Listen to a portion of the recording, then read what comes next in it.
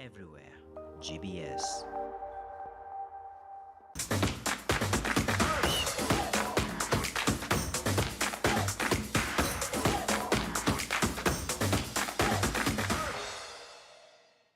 Naam, ujambo na karibu mtazamaji. Hapa ni GBS TV Africa. Kipindi hewani SPORTSZOOM, nafahamika kama McDonald ama ukipenda askofu wa soka. Ni kipindi ambacho kinakujia kila siku ya Jumamosi mtazamaji, tangia saa 10 mpaka saa 11. Lisali moja aswa na kukujuza nini kimejiri katika ulingo wa spoti, maana matukio mengi yamejiri kati ya wiki. Ni jukumu letu kama wana SPORTSZOOM kukujuza ni yapi yamejiri. Na leo hii siko peke yangu, amerejea ugani, anaitwa Kamishna. Atakuwa anajitambulisha. Kamishna, waambie watazamaji ulikuwa wapi, wiki yako vile vile ilikuwaje? Na mnafahamika kama Bwana Eric Maura ama ukipenda Kamishna wa soka. Nimekuwa katika chakara zangu lakini nimerejea. Ulikuwa wapi mwanzo, ulikuwa wapi? Waambie watazamaji ulikuwa wapi. Nimesafiri pale Mombasa, niliraha kidogo. Na wiki ilikuwa vipi? Wiki imekuwa tamu, kuenjoy maisha. Wiki imekuwa nzuri vile vile. Imekuwaje? Wiki yangu vile vile mambo imekuwa nzuri. Labda tu kazi imekuwa mingi lakini mambo yamekuwa mazuri. Nimekuwa tu baadhi ya matukio ambayo yamejiri katika uwanjani nimekuwa naye pale vile vile. Tumekuwa Kasarani kumtazama Homeboys akijiandaa dhidi ya nani? Dhidi ya mechi ambayo inaendelea sasa hivi, Al Hilal ya Libya. Tumekuwa naye vile vile upande wa nini? Upande wa tukimwangalia mechi za weekend iliyopita vile vile. Baadhi tu ambao utakuwa nakupa dakika zako 10 pale. Ligi kuu Uingereza imejaa, uchanganue ligi kuu Uingereza.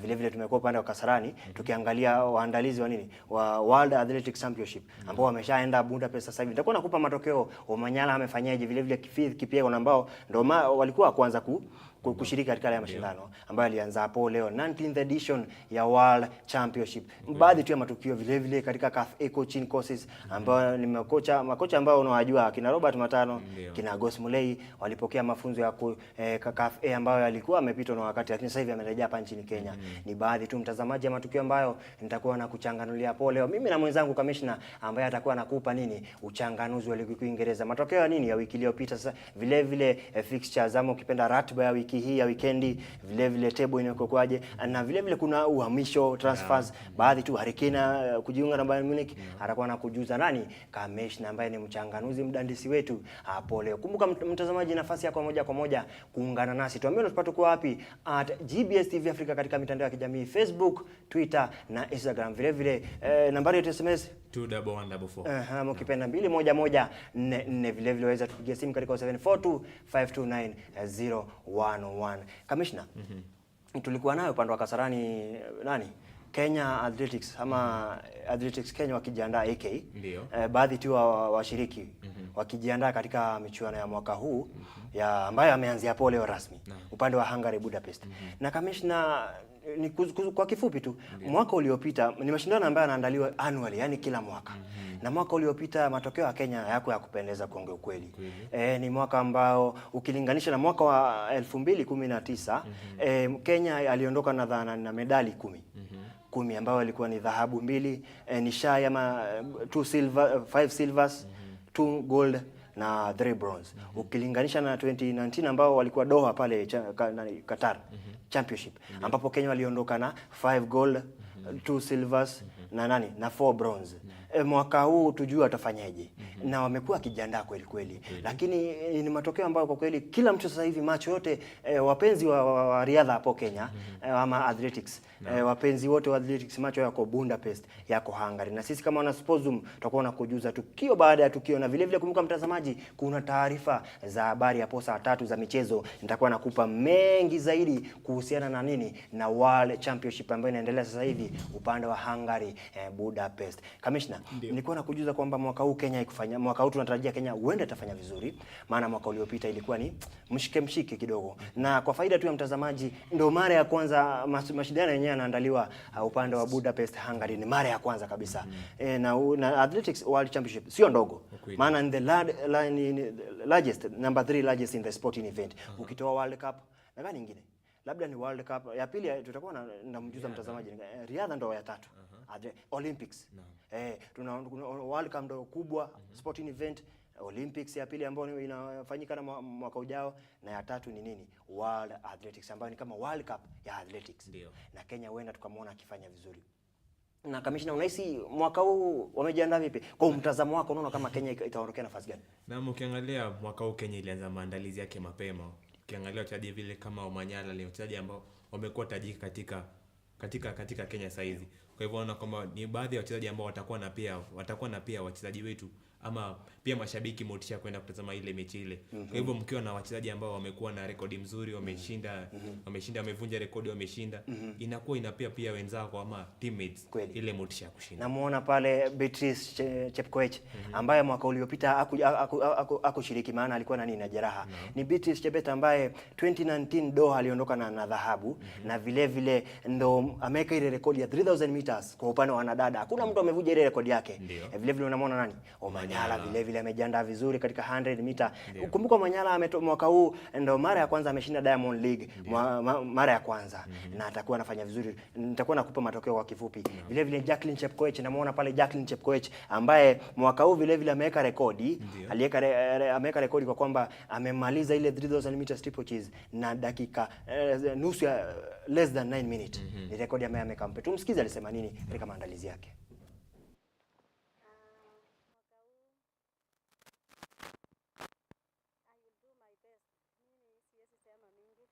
Nitangangana tu nikuje top 3.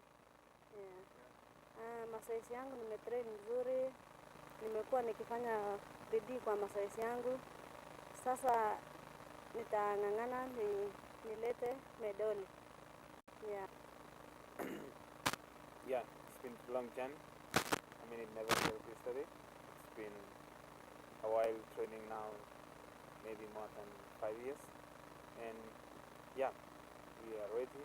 We are going to do our best. And I do believe, it's always my hope, to come back home with a medal this time round again. And yeah, doing that. Last year nililose squad because of experience. Then sikuwa nimekimbia, ilikuwa for the first time nilicompete na senior level. World Championship yangu ya kwanza ilikuwa last year. So sikuwa na ile experience ya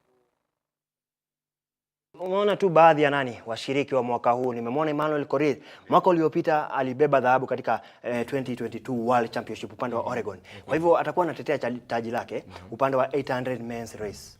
Emmanuel Korir Kenya katika mchuano huu itakuwa inatisha sana. Itakuwa inatisha, amejiandaa kweli. Katika michezo ya kukimbia hatutolewi. Kweli hatutolewi. Nimemwona Emmanuel Korir kwa faida tu ya mtazamaji. Mwaka uliopita aliondoka na dhahabu katika Oregon World Championship. Na mwingine ni Alex Ngeno vile vile mwaka uliopita aliondoka katika nambari ya 5. Vile vile Ferguson Rotich mwaka uliopita aliondokea katika nafasi ya 4, lakini mwaka huu anasema kwamba ana kila sababu ya nini ya kuweza kufanya vizuri katika nafasi hii. Kumbuka Ferguson ni miaka 19. Mwaka uliopita alishiriki katika miaka vile vile Faith Chepkoech ambaye nilizungumzia kwamba 3000 meters steeplechase mwaka huu ameweka rekodi ya kumaliza na less than 9 minutes. Na vile vile Beatrice Chebet kurejea ni baadhi tu. Faith Kipyegon commissioner amevunja rekodi 3 mwaka huu in less than a month, 3 records. Tutakuwa tumeona katika 1500 meter race upande wa wanadada, vile vile 5000. Baadhi tu kuwataja kina Omanyala, vile vile ni baadhi tu ya kina Julius Yego ile kuki yake ile. Vile vile tutakuwa tunamuona katika World Championship. Kumbuka kwamba nimekujuza kwa hizi na taarifa zingine, subiria katika taarifa za habari katika saa 3 pale. Nitakuwa nazungumzia kwa ufasaha, kwa undani kabisa, maana inaendelea sasa hivi. Nitakuwa nazungumza. Kumbuka kwamba nafasi vile vile ya kupunguza jumbe za watazamaji. Namuona hapa anaitwa Kaleche, kwa kama kawaida Kaleche ndo wa kwanza siku zote anasema kwamba anatupata kuwa ntoko inama vevebes. Namuona vile Mustafa kwa upande wa Likoni anasema kwamba chama kipo imara. Vile vile namuona namuona Edward kwa upande wa Embu anasema kwamba nitaje hewani nionera. Kristosh ako upande wa Dhika. Kristosh ni ndugu yangu kabisa ule Kristosh, shabiki wetu sana, anasema kwamba show nzuri. Upande wako kuna Arafa? Na upande wangu kuna Joyce Peter, kuna Sali, kuna Mweni Karen, kuna Peter Musio, kuna Purity, kuna Wanja, kuna Lucy, kuna Felistas. Wengi wanatazama kipindi. Ni nafasi yako ya moja kwa moja ya kutuma jumbe yako, vile vile kuchangia katika mada zetu ambazo tunazidondosha hapa moja kwa moja. Tuambie unatupata kwa wapi. Kamishna, awamu hii nakupa nafasi uulize swali kidogo. Swali ambalo ni swali la michuzi. Atakayeondoka ajibu sahihi kuna takriban baada ya kipindi jamani 2500 kila upande. Atakuwa ananogesha sana weekend yako. Una swali labda? Swali ambayo ni swali leo ni swali rahisi. tuambie ni mechi gani ambayo imechezwa jana. Ni mechi ya Uingereza. Inajusha timu mbili. Moja imetoka katika championship. Mechi ile iliweza kuisha 2-1. Faida kwa timu ambayo moja ilikuwa imebaki bado katika ligi kuu ya Uingereza. Swali sio ngumu sana kama swali rahisi. Kwa wale ambao wanafuatilia Premier League. Hatutaki mtazamaji angangane sana. Ndio. Hatutaki angangane sana. Swali rahisi. Anakuuliza ni mechi gani ya ligi kuu Uingereza ilichezwa hapo jana, si ndio? Anakuuliza kwamba ni mechi gani ya Uingereza ilichezwa hapo jana siku ya Ijumaa, mechi ambayo ilikuwa mechi ya ufunguzi ya weekend hii. Tuambie ilikuwa ni mechi gani? Jibu katika 21144 ama 21144 vile vile @GBS TV Africa katika mitandao ya kijamii Facebook, Twitter, vile vile Instagram. Ni baadhi tu ya matukio ambayo tutakuwa tunarejelea. Commissioner, ndio. Unafahamu kwamba michezo siku hizi inatumika yani sport inaweza tumika sana kama a reforming tool. Yani ama chombo cha kurekebika. Ndio. Na imekuwa ikitumika kwa miaka mingi sana. Unafahamu Kibera Gogo? Kibera Gogo, Gogo Stars pale. Ni timu ambayo ilifomiwa na vijana ambao walikuwa ni drug addicts, walikuwa katika crimes, na wakaweza kureformiwa na mchezo wakarejea katika hali ambayo inafaa. Mtazamaji, awamu ya pili tunao wageni ambao tutakuwa tunazungumzia nini sports as a reforming tool ama the reforming power of sport. Tunao wageni hapa wanaitwa Oasis Youth Innovators. Ni faida yako mtazamaji ujiunge nasi vile vile awamu ya pili tuzungumzie sport as a reforming tool. Na katikati mwa wiki Commissioner, tulisafiri upande wa anaitwa Ngomongo, anasema Ngomongo ni ghetto fulani hivi Ngomongo. Na kuna vijana wanacheza soka pale sana. Inaitwa Como FC. Tulikuwa na uliona wanaguza sana.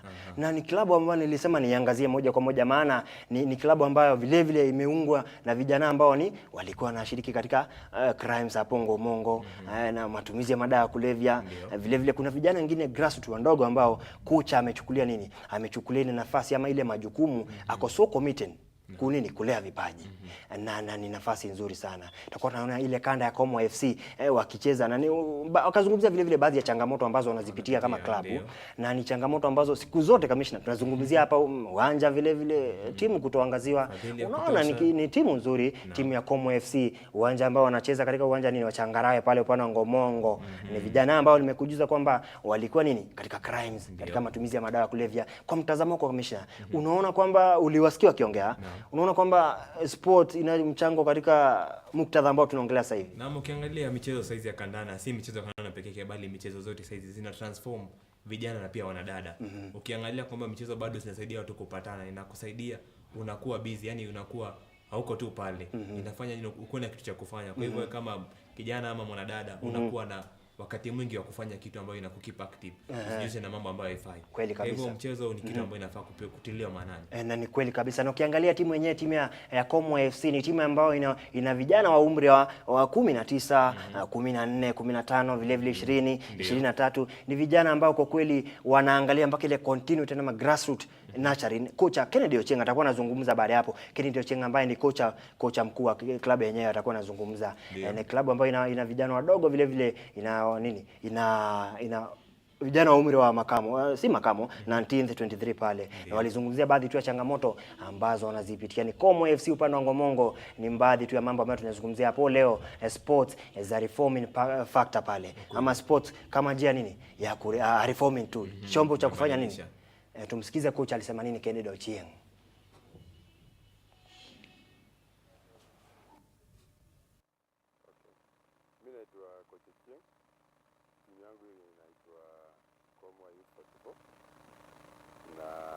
Niko na both category. Niko na age ya 19 to 20. Alafu niko na age ya 10, niko na age ya 15, niko na 13, niko na 12 na 16 pia. So hii category niko nayo ina react na football. Wakati uko kwa football huwezi weka kubwa peke yake. Unaweka age zote.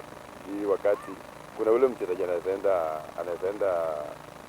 kama Gor, anaenda Tusker, anaenda cheza za nje, na ule mwenye ameenda hii gap itabaki. So ule mwenye ameenda huyu mwingine anakuja Mtazamaji anafahamika kama Kennedy Ochieng. Baadhi tu ya majamaa ambao wako so devoted ama committed kwa kunradhi, ambao wameka juhudi zao sana nini kukuza vipaji. So kwamba analipwa jamani. Na mtaki kuona talent ikipotea. Na ni jambo nzuri sana. Ni mfumo wake unaendana na ule wa grassroots nurturing of talent ambao Ababu anauzungumzia sasa hivi, kuwalea vipaji kutokea chini. Atakuwa labda Ababu anamtazama huenda nini akaangazia zile changamoto ambazo wanazipitia. Vile vile kamishna, katikati ya wiki tumekuwa na mafunzo ya CAF A licensing ya kwa makocha. Na ukikumbuka mwaka wa 2014 mafunzo yenyewe yalipewanwa hapa nchini Kenya na CAF. Ni mafunzo ambayo yanahusu top coaches. Maana CAF A ndio the best. Unatokea CAF D, C, B, A ndo ile ya juu sana. Na baadhi tu ya makocha wamefikia B wakafanya A, lakini CAF ikakosa kuidentify, wakaambia kwamba lazima warudie. Mwendo akaeka juhudi sana wa nini waweze kurudia, na wakarudia yale mafunzo ya CAF A coaching ambayo alihusiana makocha kina Agosti Mulei, kina Robert Matano, kina Ken Kenyatta, baadhi tu ya makocha wakubwa. Na alizungumza ni Kimondo akasema kwamba ni mfumo ambao kwa kila klabu ambayo iko ligi kuu ligi kuu hapa nchini Kenya, kama wanamtaka kocha lazima waangalie kocha ambaye amefanya CAF A. Na mafunzo yenyewe yalishapo jana. Yatakuwa na faida sana kwa makocha, na itakuwa na faida sana kwa timu zetu, club zetu. Maana itakuwa inampa pia kocha recognition jamani, ama vipi? Ndio kweli. Kwa maana ukiangalia kocha lazima apitie mafunzo. Kwa hivyo inamaanisha pale wachezaji ambao tutakuwa tunapata zile wachezaji ambao pia watakuwa wamebomea, wamepata zile skills, ile ujuzi wako nayo. Umeangalia bado kuna sheria ambazo ziko kama kocha kuna kitu ambacho amepita. Yule kocha ataweza kupitishwa kama endelee kupea wale wachezaji mafunzo. Kwa hivyo ni jambo ambalo linasaidia. Unaona baadhi tu ya makocha ambao walikuwa wanapokea mafunzo 25 coaches, na sio coaches tu, ni top coaches. Ama pale Agosti Mulei ambaye alikuwa na CAF B, sasa hivi una CAF A. Ni baadhi tu ya makocha ambao ni makocha tajika hapa nchini Kenya. Amekuwa mkufunzi wa nini wa Harambee Stars, timu ya taifa hapa nchini Kenya. Vile sasa hivi anashikilia Gospel Women, na vile vile Ken Kenyatta upande wa Talanta. Nimemwona Robert Matano alikuwa na nani na alikuwa katika yale mafunzo. Na walizungumza tu baadhi ya makocha, na vile vile ni Kimondo akazungumza manufaa. Namuona pale Zedekiah Otieno, kocha wa KCB, akipokea mafunzo ya CAF A. Atakuwa na faida sana nini kwa makocha wetu, au vipi kamishna? Tumtazame nani ni Kimondo alizungumza baada ya mafunzo yenyewe, alisema nini? Namuona vile vile nani Ken Kenyatta pale. Tumsikize ni Kimondo alisema nini kuhusiana na mafunzo yenyewe. Country today here. These are the guys who have done everything. And these are the guys we need to make our players be great, and we need them all. 25 of them, they are having their CAF A refresher license. As we go forward, we will require every club to have a CAF A license for their head coach. So we're training them now. We will have another class in October. So we're going to have 50 coaches who have a CAF A license. And every club that recruits coach with a CAF A license. This is so important because it's a crop of coaches who determine our philosophy, who determine how we play, who determine the technical abilities of our professional players who play for the national team. Because after 2014 up to date, it's many years ago, but we are happy because it has come at last and we are participating. It's good to uplift our skills in coaching and modern coaching. And also we talk about our own football, so how our challenges, how we are facing, going through. It's going to help us also to know how we are going to organize and coach the players and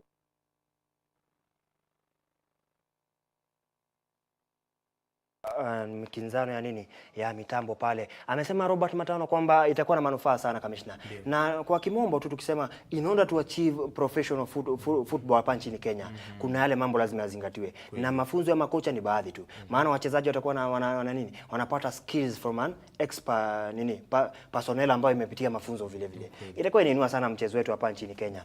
Vile vile Malkia Strikers sasa hivi wako upande wa Cameroon katika michuano ya African Nations, ama ni kama AFCON fulani hivi ya nini ya volleyball, na wanafanya vizuri sana. Mechi ya kwanza wakamlamba Rwanda 3-0, mechi ya pili hapo wakamlamba Burkina Faso 3-0. Sasa hivi wanachuana na Uganda. Ni michezo ambayo itakuwa na manufaa sana. Unaona kikosi kimejiandaa. Sharon Chepchumba lakini ana jeraha. Vile vile Edith Wisa upande ambaye ni nahodha wa captain wa Kenya KCB. Nimemwona pale Masi Moim ambaye anafanya vizuri sana na timu sasa hivi. Ni kikosi ambacho kimejiandaa. Paul Bitok kocha amejiandaa sana na wale wanadada jamani, wamekofanya vizuri. Wanafahamika kama the powerhouse hapa Afrika. Ndio nambari moja hapa Afrika. Ni michuano ambayo kamishna wanaangazia nini? Kuondoka na taji la hapa la AFCON ya nini? Ya volleyball. Maana wakiondoka na lile taji itakuwa wanawapa nafasi ya moja kwa moja kushiriki katika Olimpiki mwaka ujao. Na wasiposhinda hakuna kushiriki. Na sasa hivi wameshinda mechi za kwanza 2 na leo wako na Uganda, na Uganda ni timu nzuri. Na vile vile kuna upinzani katika zile timu, maana kuna Morocco kamishna, kuna Cameroon, kuna Egypt. Ni timu baadhi tu ya timu nzuri ambazo wanajiandaa kukutana nazo. Egypt, Morocco na Cameroon. Ni upinzani ambao umeangalia kama ni upinzani wa juu sana. Sana Morocco. Hasa Egypt na Cameroon. Hata Morocco wazuri. Umesikia pale pia Paul Bitok amesema amejua kwamba hizo ni timu ambazo zimekuwa zikisumbua sana Kenya. Kwa maana bado hizo ni timu ambazo zinabeba taji. Kwa hivyo amesema pia vile vile amehakikisha timu yake imejiandaa vile ambavyo vinafaa. Kisha kwamba wakati huu Kenya itakuwa na wakati mzuri. Mtazamaji, kumbuka kwamba mwaka 2020 timu ya Malkia Strikers ilishiriki katika michuano ya Tokyo Olympics, na sasa hivi wanaangazia vile vile kushiriki katika michuano mingine ya mwaka ujao Paris Olympics, ambayo wakishinda hapo kiputi cha AFCON hapo Cameroon wanafuzu moja kwa moja. Wakishindwa itakuwa ni pigo. Nakumbuka kwamba ni wiki tu 2 zimepita waliondolewa katika France Challengers upande wa Ufaransa. Lakini sasa hivi mechi za kwanza 2 wameondoka na ushindi. Wenda hapo leo wana Uganda hapo leo. Na kundi lao ni wana Uganda, kundi lao wana Rwanda, kuna Morocco, kuna nani? Kuna Lesotho na Burkina Faso. Ni timu ambayo ina upinzani hapo ni Morocco. Ukiangalia kundi ba kuna nani? Kuna Egypt, Algeria, Nigeria, Mali, Burundi na nani? Na nani mwingine? Na mwenyeji Cameroon. Na ni kundi ambalo ni upinzani uko pale, maana kuna Cameroon na nani? Lakini Malkia si kina nani jamani? Lazima itasumbua. Itasumbua sana. Na vile vile nimemwona Lois Miu ambaye ndo mara ya kwanza amechezea timu ya Malkia Strikers, na mechi ya kwanza Lois Miu kucheza aliondoka mfungaji nambari ya 2. Inaonyesha kwamba vipaji vipo katika timu. Na coach anafanya vizuri, Paul Bitok akisaidiwa pale na nani? Na Zemura pale ni kocha Mbrazilian ambaye ni kocha mkuu. Bitok anamsaidia tu kama kocha msimamizi. Mtazamaji, ni baadhi ya matukio ambayo yanajitokeza sasa hivi. Kocha timu yetu ya Malkia Strikers tunaitakia kila laheri katika African Nation Championship upande wa Cameroon. Jumbe naona inashuka hapa, naitwa Edward kwa upande wa Embu. Nimesoma jumbe yako. Anasema vile vile Oliver Ongweno kwa upande wa Mirema Tilapini Fish Point. Anasema anatupata kwa njia ya ufasaha. Vile vile nimeona nani? Mustafa, nimesoma jumbe yako. Nimemwona Kaleche, nimesoma jumbe yako. Vile vile nimeona Masia kwa upande wa Kasarani anasema kwamba kamishna nasoma jumbe yangu. Namuona nani? Namuona Njeria kwa upande wa Limuru anasema kipindi kizuri. Kwa upande kwa Ngware anasema kwamba anatupata kwa njia ya ufasaha kabisa. Upande wako kuna jumbe? Naam, jumbe zipo. Kuna James Otongo, kuna Marlin, kuna Joseph, kuna Jane, kuna Ashley. Wako wengi katika mitandao wote. Namuona vile vile Dennis Mugambi anasema kazi safi. Dennis Mugambi anasema kwamba kazi kuntu, kazi safi, kazi maasum. Upande mwingine kamishna, ulikuwa na swali kwa faida ya mtazamaji. Niliuliza kuna mechi ambayo Uingereza ligi imerejea. Kuna mechi ambayo imechezwa jana mida ya saa 4. Nimuuliza timu zilikuwa 2. Nimuuliza mechi ile iliweza ilisha 2-1. Faida kwa timu ya nyumbani. Nimuuliza swali rahisi. Timu gani ambazo zilicheza mechi ya jana? Anakuuliza kamishna, ni timu gani ambayo ilicheza hapo jana katika ligi kuu Uingereza, mechi ya ufunguzi ya weekend hii. Vile vile kamishna dakika zake 5 anazo za kukujuza matukio ya ligi kuu Uingereza. Lakini kwa sasa hivi vile vile kuna Kakamega Homeboys ambao wanachuana na nani? Wanachuana na Al Hilal.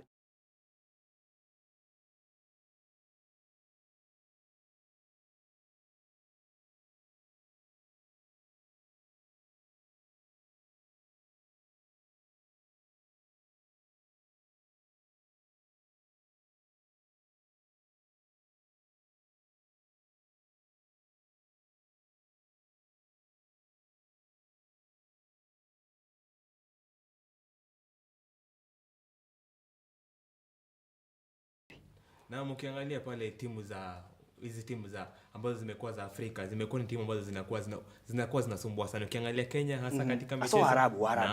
Kenya haijakuwa ikicheza vizuri, lakini ukiangalia pale timu za Arabu ni timu ambazo zinacheza michezo za kukimbia. Kwa hiyo ukiangalia pale timu ya Kenya Kakamega Homeboys ikijipanga vizuri itaweza kupata ushindi.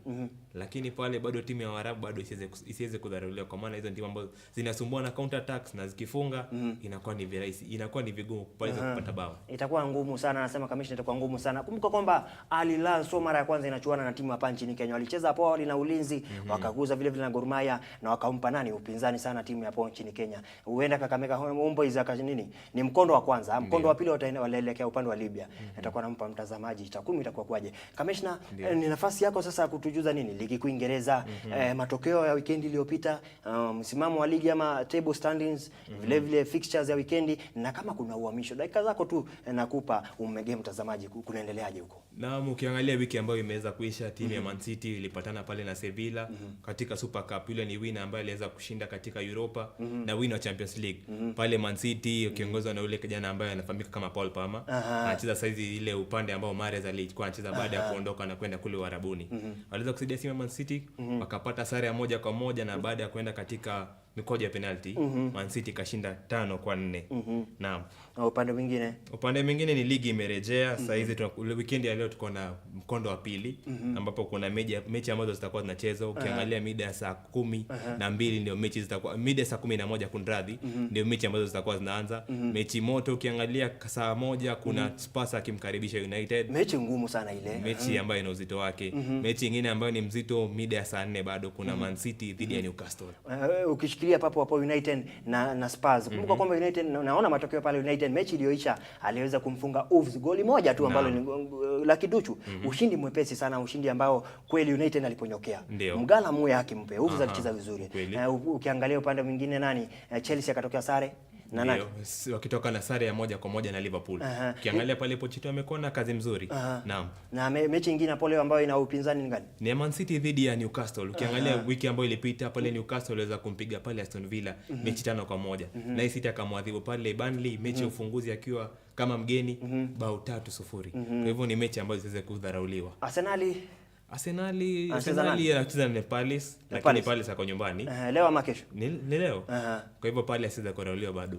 Itakuwa ni mechi ambayo ina uzito wake. Vile vile Palace sio mchache. Ndio. Ukiangalia transfers, Harry Kane ameweza kuondoka pale Spurs. Kabla uende kwa transfers, Commissioner, anashikilia nani nambari ya kwanza? Nambari ya kwanza bado timu ni nyingi ambazo zinashikilia nambari ya kwanza. Kwa maana ukiangalia kuna timu kama vile Newcastle imeweza kushinda, bado kuna Man City ameshinda, United ameshinda. Kwa hivyo sasa bado ni mapema kuchambua ama kutambua nambari moja ni nani. Ndio bado tunacheza leo mechi mkondo wa pili. Kwa hivyo bado ni mapema. Lakini ambaye anashikilia sasa hivi Newcastle, maana wingi wa magoli. 5 dhidi ya nani? Ya moja upande wa Aston Villa.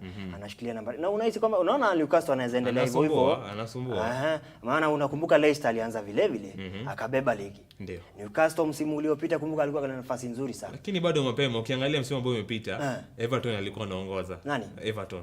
Alianzia kushinda mechi zake 5. Lakini vitu vilibadilika, alikuwa karibu hata ashuke jedwali. Kwa hivyo bado mapema. Bado mapema. Anasema Commissioner kwamba bado mapema. Na kama ulikuwa makini, ametaja swali ambalo uliuliza mtazamaji. Mechi gani ambayo ilichezwa hapo jana ya ligi kuu Uingereza? Kama ulikuwa makini, Commissioner ametaja jibu ambalo anajibu wapi? 214 nambari ya SMS. Mitandao ya kijamii tupate wapi? Katika GBS TV Africa. Facebook, Twitter na Instagram, GBS TV Africa. Na uhamisho ama transfers? Uhamisho ambayo imefanyika sasa hizi ni ambayo imeshtua wengi ni pale Harry Kane. Lakini hajashtua wengi kwa maana Harry Kane ameenda pale Germany. Ukiangalia amekuwa pale Spurs kwa muda mrefu, ameshinda Golden Boot, lakini Spurs hajakuwa ile uwezo wa kushinda pale kombe lolote. Kwa hivyo ni uhamisho ambao umekuwa mzuri. Jana ameweza kufunga bao yake ya debut, bao yake ya kwanza. Kwa hivyo tunatarajia kwamba Kane akisaidia timu yake ya Germany wakiongozwa na Tuchel, itakuwa ni timu ambayo itakuwa na upinzani msimu huu. Itakuwa nzuri sana. Harry Kane kumbuka kwamba ni vile vile aliweza kuvunja ile rekodi ya Bayern. Bayern hajai mnunua mchezaji pauni milioni 100. Ndio mara ya kwanza. Pauni 127. Kweli ndio mara ya kwanza. Maana aliyevunja rekodi alikuwa ni nani? Lucas Hernandez akitokea Atletico Madrid. Aliweza kununua pauni milioni 80, 80 million pounds. Sasa hivi Harry Kane 127 amevunja ile rekodi. Nakumbuka kwamba Harry Kane hajashinda taji lolote na Spurs. Aliondoka katika timu ya Spurs. Golden Boot pekee yake. Ni Golden Boot. Hajaondoka na taji lolote katika upande wa Spurs. Na vile vile ameondoka na magoli 280, 280 goals in 334 matches. Lakini hajaondoka na taji. Na nahisi kwamba Harry Kane alihisi kwamba anafaa kubeba taji. Anafaa kuondoka bado. Anafaa kuondoka. Amekaa tangu 2011. Mwaka 2011 ndo alikuwa akademia ya nani? Ya Spurs. Sasa hivi amejiunga na Bayern Munich kwa mkataba wa miaka 4 pale. Unahisi ni kujaza ile pengo ya nani? ya Lewandowski. Naam. Maana Mane aliletwa pale akaboronga, sasa hivi kwa ameenda Saudi Arabia kutafuta pesa kule, alilala amemfuata Ronaldo. Timu moja Ronaldo. Na unaona kwamba Saudi Arabia miaka ijayo kama itakuja karibu mpira, haiwezi haribu. Maana jamani, Commissioner, ukiangalia ligi kuu Uingereza wamewekeza sana, ama Premier League ndio the most followed in the world. Naam, ni ligi ambayo ina uzito wake. Ina uzito wake, ina upinzani wake. Nahisi kwamba sio kwamba imeanza sasa hivi. Ndio. Imeanza kitambo. Saudi kufikia pale wana hela, lakini kufikia pale itawachukua muda sana. Labda miaka 100 ijayo. Lakini all in all huenda linaweza tokea, lakini si hizi kwamba ziko na pesa. Ukiangalia wananunua tu pale Masters, ukiangalia bado Neymar ameenda kule, Roberto Firmino vile ameenda kule, amekuwa amenunua tu pale wale Masters, wale mashujaa ambao tunawazoea katika soka. Lakini Commissioner, kwa kifupi tu, kwa mtazamo wangu, nikiangalia takwimu wachezaji ambao wanaelekea upande wa Saudi ni wachezaji ambao wamemaliza kubeba mataji katika Europe. Muangalie Ronaldo, muangalie Benzema, muangalie Mane. Mane sio kwamba amebeba mengi, lakini amekuwa na ustaa fulani Europe. Yani amefikisha miaka ambayo kweli anahitajia kwenda upande wa Saudi. Kumbuka Mbappe alihitajika kwenda Saudi akakataa. Maana miaka yake changa sana na ligi huko haina upinzani. Ndio kweli. Vile vile uangalie nani? N'Golo Kante. Alibeba taji na Chelsea na bado Mendy akamfuata kule, De Gea vile. Firmino vile. Mahrez bado. Naam. Ni baadhi tu ya matukio mtazamaji ambayo tunakujuza ligi. Ameniuliza Commissioner kwamba huenda unahisi kwamba ligi kuu ya Saudi ikapata ufuasi mkubwa kuliko ligi kuu Uingereza. Nikamwambia kwamba haiwezi fanyikana. Kumbuka awamu mtazamaji, tumezungumzia World Championship, tukazungumzia CAF coaching ambayo ni mafunzo yalikuwa yanaendelea upande wa upande wa Kenya Institute. Vile tukazungumzia Commissioner? Tumezungumzia bado Como FC na reform in power of sport. Na awamu ya pili mtazamaji, ninao wageni ambao watakuwa wanakuja kuzungumzia the whole agenda ambayo wako nayo kama Oasis Youth Innovators na as a reforming sport as a reforming tool ama reforming power sport. Ninao wageni katika awamu ya pili mtazamaji. Kumbuka kwamba amekuuliza swali Commissioner, na mimi awamu ijayo nitakuwa nakuuliza vile swali ambalo litakuwa na kumegea michuzi. Lakini kabla tuweze kuendelea, naomba tuweze kupata kopo la maji, tunarejea.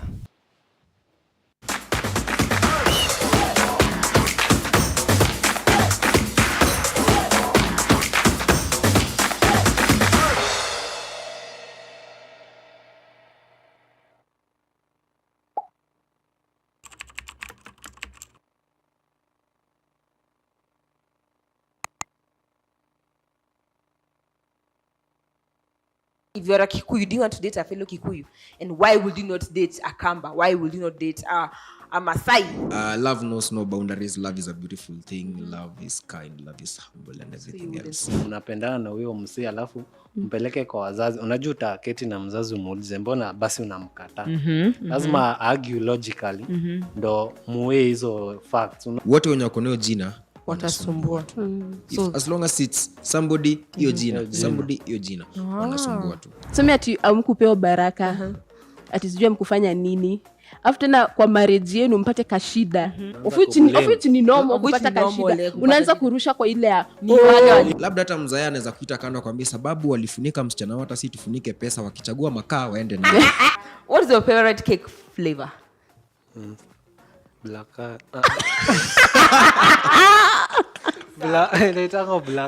Black Forest.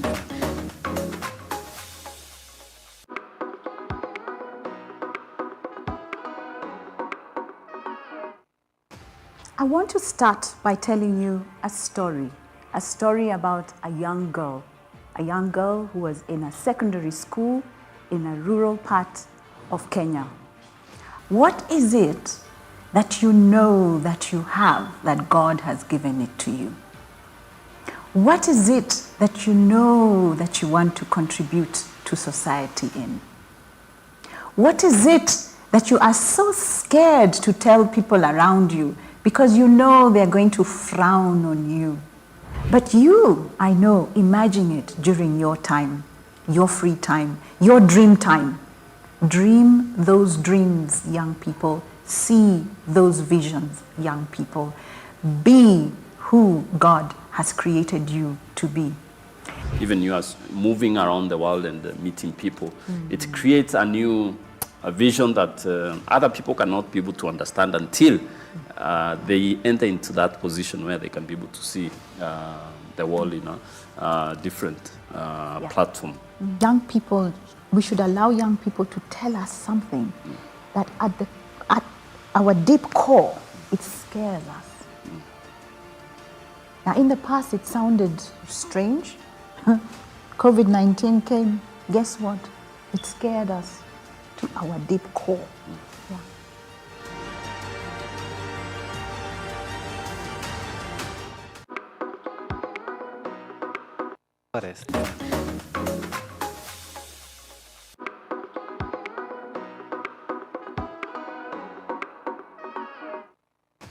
I want to start by telling you a story about a young girl who was in a secondary school in a rural part of Kenya. What is it that you know that you have, that God has given it to you? What is it that you know that you want to contribute to society in? What is it that you are so scared to tell people around you because you know they're going to frown on you? But you, I know, imagine it during your time, your free time, your dream time. Dream those dreams, young people. See those visions, young people. Be who God has created you to be. Even you as moving around the world and meeting people, it creates a new vision that other people cannot be able to understand until they enter into that position where they can be able to see the world in a different platform. Young people, we should allow young people to tell us something that at our deep core, it scares us. Now, in the past, it sounded strange. COVID-19 came. Guess what? It scared us to our deep core. Yeah.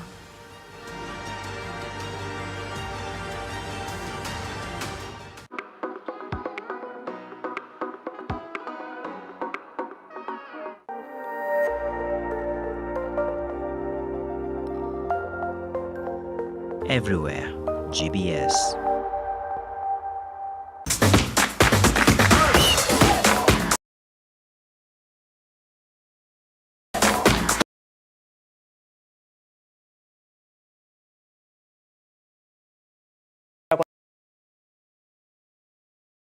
SPORTSZOOM nafahamika kama McDonald ama ukipenda askofu wa soka. Ni kipindi ambacho kinakujia kila siku ya Jumamosi tangia saa 10 mpaka saa 11. Lisali moja la kukumegea burudani. Na nini kimejiri katika ulingo wa michezo? Awamu hii mtazamaji, nilikujuza kwamba ninao wageni ambao watakuwa wanazungumzia nini? Mambo ya vijana. Wanaitwa Oasis Youth Innovators. Ni nafasi yako ya moja kwa moja kuzungumza nao katika mitandao ya kijamii, vile vile kuchangia katika mada zetu, na vile vile kamishna alikuuliza swali hapo awamu ya kwanza, swali ambalo kumegea 1500 baada ya kipindi. Alikuuliza ni mechi gani hapo jana ilichezwa ya ufunguzi ya ligi kuu Uingereza. Mechi ya kwanza weekend ilikuwa ni mechi gani, ambayo utajibu katika GBS TV Africa, Facebook, Twitter na Instagram. Vile vile at nini Tuda Bwanda Bufoma 21144 katika nambari yetu SMS. Unajibu nini, unaondoka na michuzi baada ya kipindi. 1500 pesa nzuri jamani, sasa hivi uchumi huko vizuri, itakuwa inakusaidia sana nini weekend. Vile vile watu wa sherehe itakuwa na faida sana kwa upande wenyu. Na kama nilivyokujuza, ninao wageni ambao wamejiandaa sana kuzungumzia, wamefurahia sana. Nashukuru sana wamejiunga nasi hapo leo tuzungumzie mambo ambayo nini yanahusu vijana. Kumbuka kwamba SPORTSZOOM inaangazia nini, vipaji, inaangazia michezo, vile vile jinsi ya kukuza zile vipaji na ya nurturing na kuleta wale nini ambao wamepotoka ama kusport, kuleta ambao wamepotoka katika nini kuwarekebisha. Vile vile nina kuanzia upande wangu hapa atakuwa najibu, anatuambia jina yake, tuelekee kwa nani, kwa mtakuwa mnanipa majina yenu, mnamfahamisha mtazamaji jina yako, vile vile wadhifa wako katika nini kikundi. So my name is Faith Amunga and I'm from Oasis organization and I'm just a member. Faith Amunga. Yes. Thank you for coming. You're welcome. How do you feel to be in the show? I feel honored and I'm very grateful for this opportunity. Yeah. And your partner? My name is Kathy Mugaj. Naweza sema mimi nashika. Oho. Ama bingwa. No, I'm just a chairlady for a subsection of the group that deals with youths. Oasis Youth Innovators. Yes. Maybe gentlemen. Thank you very much. My name is Victor Mukubali. Mukubali with the U. The U is important. Mukubali. Victor Mukubali. Yes. I'm also a member of Oasis Youth Innovators. And I'm glad to be here so that we can discuss it. Yeah. Na kwa kifupi tu Oasis Youth Innovators. Nahisi kwamba sasa hivi mmeona there has been drug usage so rampant among Kenyan youths. Na sport is one major factor, one major tool yenye inatumikanga kureform ama kuchukua wale vijana from sport kuwaleta katika njia sambamba. Maybe what does Oasis cheerleading now on your side? What does it entail? Oasis Web Organization is especially where I mostly lead. It's nice to say that. We mostly look at the youths that have no place in the society and actually speak to them and give them an opportunity to get that space and to be busy. One of the things that mostly affect us is idleness. And we say an idle mind is the devil's workshop. Kama hauna kitu cha kufanya, unapata kwa wakati mwingi unaingia katika mitego mengi sana kutumia drugs nini. Na sasa sisi web organization, we are offering these youths ideas. We don't give money. We offer you ideas on how to perfect your art, especially if you have a talent either in sports or drama or anything. Yeah. To grow yourself. Yeah. To nurture yourself. Yeah. And even at the final end, get money Yeah. for your craft. Yeah. And maybe without giving money, does it have that big impact to the youth? Personally, it has an impact on me. It has had a very large impact on me. Considering I'm not very sporty, but I do dance. Yeah. So where I have seen Oasis grow me is the fact that I was able to get a channel that showed me this is how you do it, this is how you grow, this is how you enable yourself to get you to where you want to be. Yeah. So Oasis Peace Organization has helped me. Those other people that actually have tapped into this know the effect of being a part of the team, being a part of a group, and actually being enabled. Yeah. We don't just leave you at hey, minge ile team wazi. No, we have to be there for you, holding your hand and telling you, by the way, are you still going on strong? So that when we hear this team, this big team somewhere needs a guy from Kenya, my friend, we call you. Nani, it's a very good idea by the way. It's a very good kwa manufaa ya nini ya youth. Maybe Victor on your side, after now you've brought that youth kwa maybe in a team. Nilikuwa na team ya Komo FC, you know it? Komo FC ni team ambayo iko upande wa Ngomongo Ruisambu, and there are so many talent there. But there are major challenges ambao unaona vijana maybe hawana balls. Is there any follow up yenye mna doingi maybe kuhakikisha kama mmepea idea there's a better way ya ku-implement ama ku-perfect what he is doing? Maybe he is singing, mmempea idea, maybe you can go to this studio, maybe to this. Is there any follow up for him? Yes. Thank you very much. And it's being given the idea alone without being taught how to run with it is in vain really. Ni kama umepewa pesa milioni moja na hujazoea pesa, wambie jiondoe kwa umaskini. Wewe hujazoea hiyo pesa. Kwa hivyo ukijiunga na kuambia for example wewe ni muimbaji. Kipaji chako ina grow ama iko tu. Unasema tu mimi niko na talent, mimi ni muimbaji, mimi huimba, unajua mimi hurap, but uko tu hapo. So kuna create avenues, kuna link to, let's say you are a musician, kuna link to studio. We link you to a studio for example. We might not be able, tunaweza kosa kuweza kukulipia hiyo studio, but tumekulink to that studio. You have an agreement with the studio guys because we know them. Let's say you are playing football. We could be able to support, for example, in balls. We could get you 2 balls, but we not get you boots, for example. So we have to find a way that's sustainable, because it's a youth organization. Youths don't have money. That's sustainable. So for example, is buy a ball, but tuambie pia, by the way, unajua mkichanga 50-50 in the next such time mtaweza kubuy ball. So kuna ideas kama hizo, but so for example, okay, tutachangaje?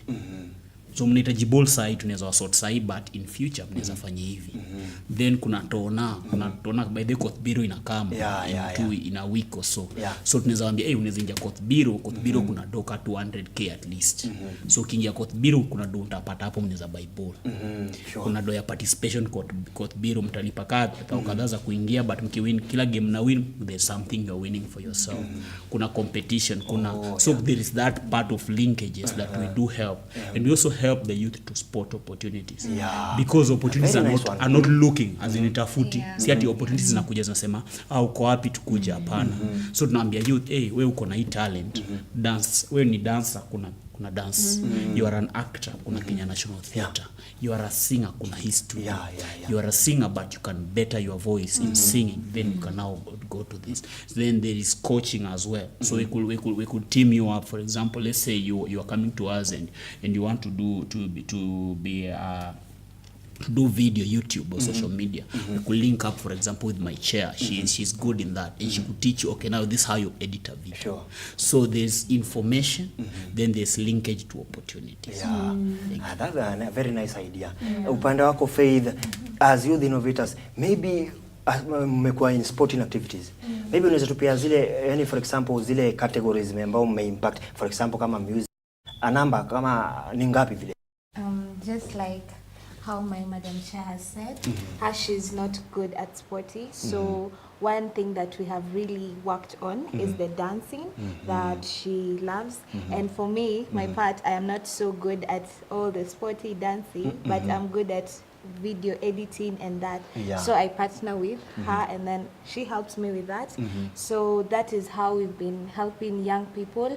And in terms of football, in terms of acting, we just link up with some other activities that are going on out here, and we help them and we follow up on them and actually tell them it's hard work that is going to pay, not just you sit down ama tunakulink na you do nothing. You know, you have to do something on your part, and you have to ensure it also runs. So I guess that is how we do the impact among the youth. Yes. Also, just to add on that, apart from just linking you up, there's this part of mentorship. Part of mentorship. And I cannot mentor you if you're not seeing what I'm bringing on the table. I cannot talk to you if you're not seeing what I'm actually saying or what I'm actually doing. So in order for me to speak to you and tell you, I have to show you, and I have to be on that path that you did. I have to have an example. And through the many people that we've worked with, through the youth that we have seen working, and not just in Kenya, and not just in Nairobi, but also in West Pokot, in areas that people deem fearsome. We cannot go. They're still fighting. No, we go. People are not fighting. People are chill. They're just waiting for opportunities. That's when we knock on the door and tell them, here we come. And I feel the idea yenu ni poa sana. Yani you've got a very brilliant idea. Na for it to grow, yani mmefikiria ndio mgroishe Oasis Youth Innovators. Maybe have you mmefikiria kama kuingia kwa mashule, campus, high schools? Have you thought of such an idea? Well, you know, the best thing about being a youth organization is that you need a leader. And we have our own leader who has been in the game for quite a long time. And we are stretching this out to schools and to other organizations and to other institutions.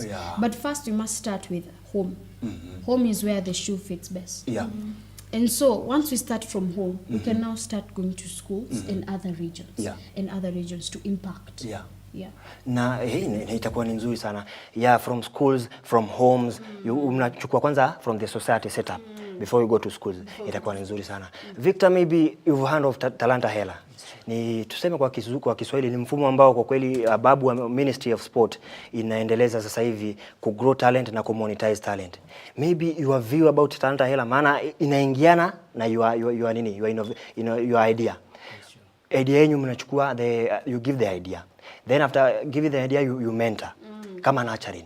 Then now maybe to monetize, Talanta Hela comes in.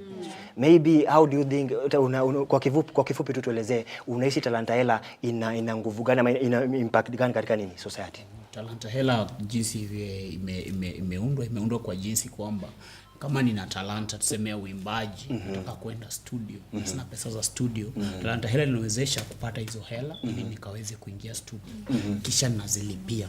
So it's made in a loan form. Loans work in the sense of it makes people more committed, inakufanya unajituma zaidi.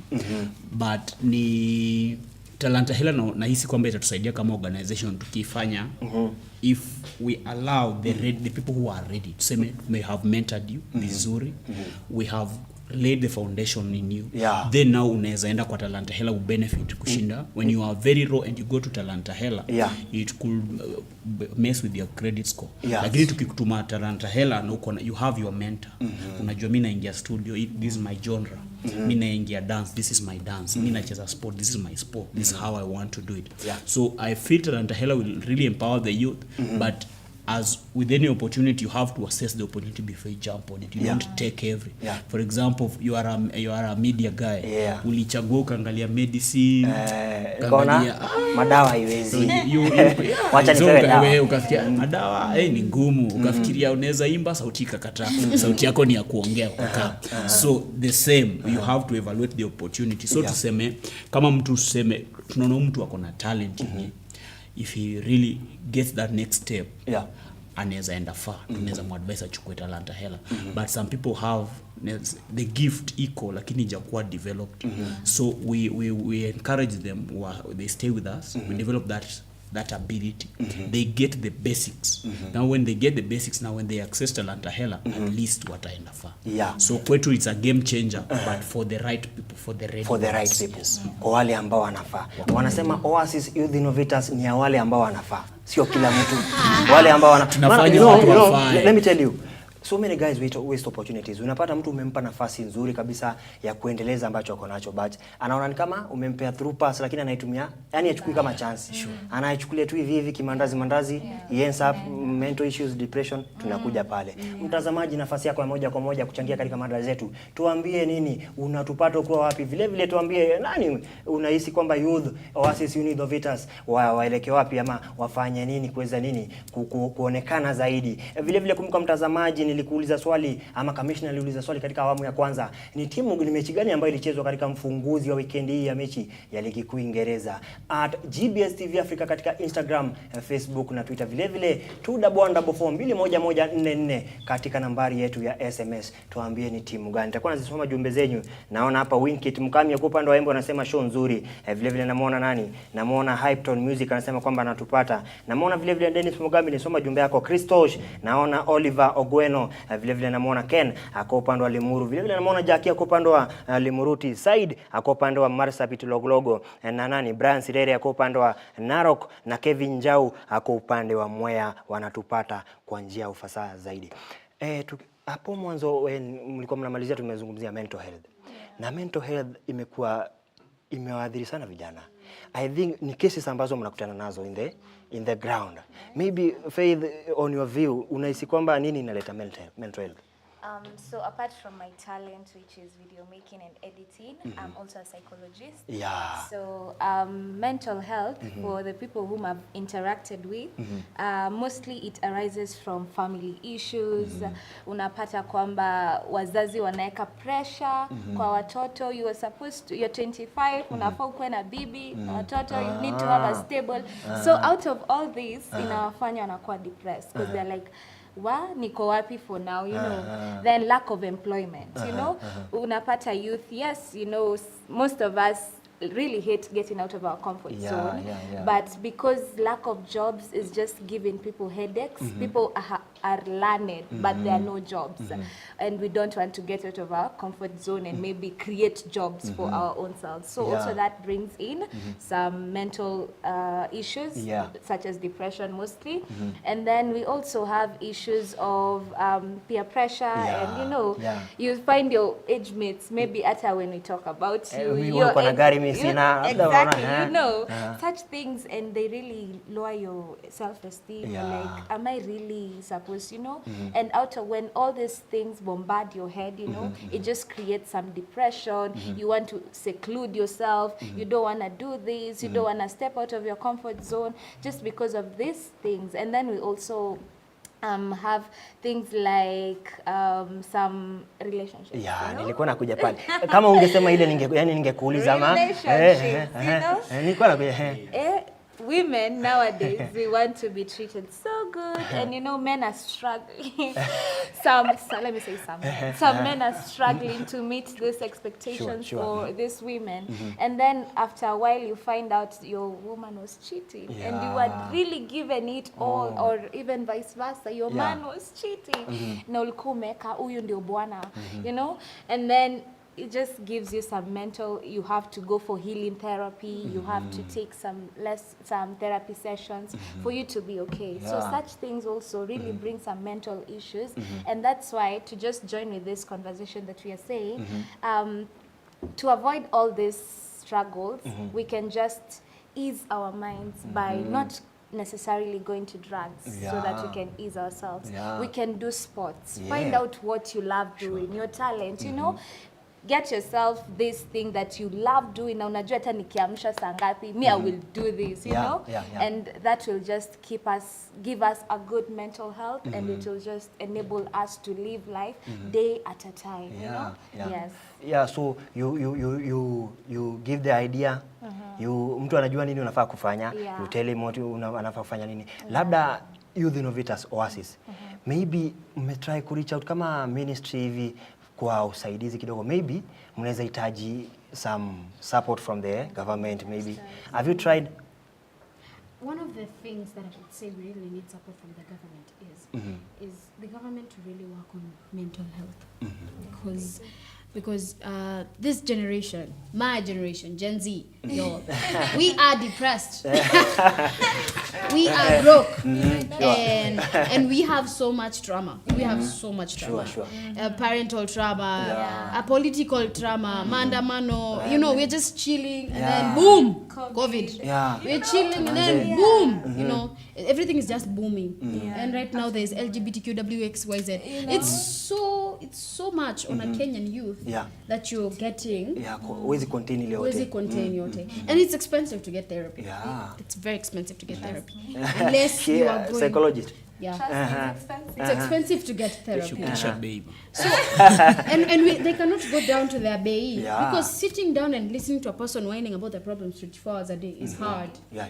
So what we need to do is ensure that the government is providing, you know, they give you free HIV/AIDS medicine, free condoms, you know, so that you can have sex a lot. They need to also bring in the issue of free counseling sessions, and churches are doing a good job of it. I go to Sitam Woodley, and they have that option where you can get real help, free counseling. We're also talking about not that only, providing stadiums where these children can pray. Where these children can play. Juu imekuwa ni issue sana. Poor infrastructure. Where these youths can come and get and dance. Where are the dancing parlors? So expensive. So we need a place where they can be able to dance and dance comfortably and use their arts to their fullest. Nafikiri ujumbe umefika. Gava inafaa ingilie kati jamani, si ndio? You are trying to grow yourself na ku-impact the society. You are young people, depression, mental health. I think mental health kwanza inafaa iangaliwe sana. So many people are mentally challenged. Na hatujui. We need more time to talk about this. We need more time. Nafahamishwa kama muda wetu umefikia mwisho jamani. We need more time. Tukimalizia Victor, kuanzia upande wako utatuambia wakupata wapi, maybe big up kwa mtu anakuangalia tukikuja hivi. I want to say hi to my mom. Wow. I want to say hi to my mom. Mama, I've made it. I'm very glad. My name is Victor. I'm at 44. We work very closely with Hislop, and I work with the teens and the youth. Ya kupata wapi social media handles? Mkubali MV across all social media. Kadhi? My name is Kathy Kurgat. I said in the first point, I deal with children. Watoto children. I deal with youths and I deal with teenagers. You can find me at Kathy Kurgat. I have a YouTube, Instagram, TikTok, LinkedIn. Y'all, I'm everywhere. Social media. Umesema social media. Maybe big up somebody watching you. I wanna big up my mom. Wow. I wanna big up my boss. Mkubwa, thank you for this opportunity. And then I want to big up my father, my grandparents, my best friend. You know yourself. Hey, jamani, mbona usiseme Faith?